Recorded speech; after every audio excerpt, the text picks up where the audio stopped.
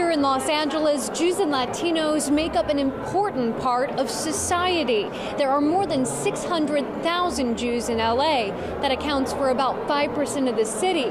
Latinos make up about 50% according to the U.S. Census. Both groups have come to this holiday party to gain a greater understanding of each other's cultures. It's a move that could ultimately improve business relations. The theme of the evening is business. The Jewish and Latino Business Chambers of Commerce sponsored the event, knowing their members would find common ground. Probably the two largest minority groups in Los Angeles are the Jewish population and the Latino population. So obviously it's very important to get along, work together, and have a camaraderie. That camaraderie is extremely important for small business during hard economic times. The bottom line is, how do we build business relationships?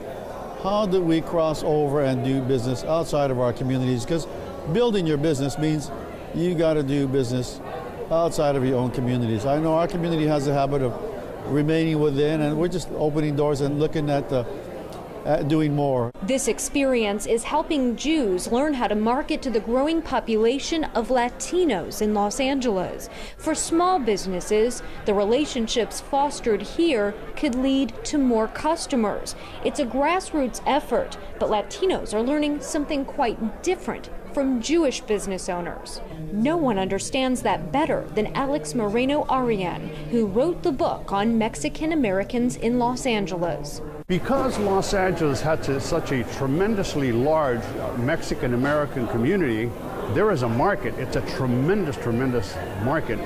The economics of the market are just astounding. I think that the Mexican-American community can bring the Jewish community closer to the Mexican-American community in terms of understanding the culture, in terms of commerce.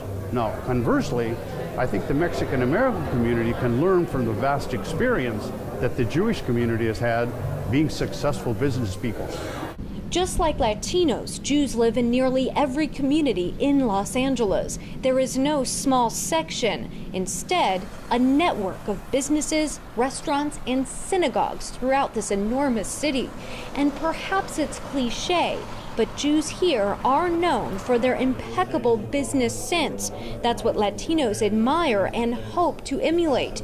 The best way to break the ice and learn the secrets to success is by sharing a meal. After all, Jews and Latinos have strong cultural ties to food. We were having tamales, which is a very Mexican and Hispanic food, with a couple of wonderful Jewish guys, Mr. Weissner and Mr. Steinberg, and we were just conversing, sitting at the same table, and you know what? At the end of the day, we're all the same. We are the same people, maybe with different last names and different accents, but we have the same desires, the same goals, the same dreams. That's what I learned.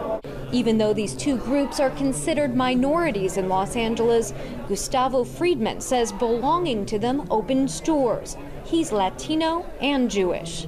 It's an advantage for me because I can be, it's like playing card. You can play the Jewish card, you can play the Latino card, whatever you want. I think I have the best of the both worlds. From food to family and ultimately business, Jews and Latinos have a lot in common. Holiday parties like this remind both groups that working together can lead to prosperity. Lindsay Mastis for JN1, Los Angeles.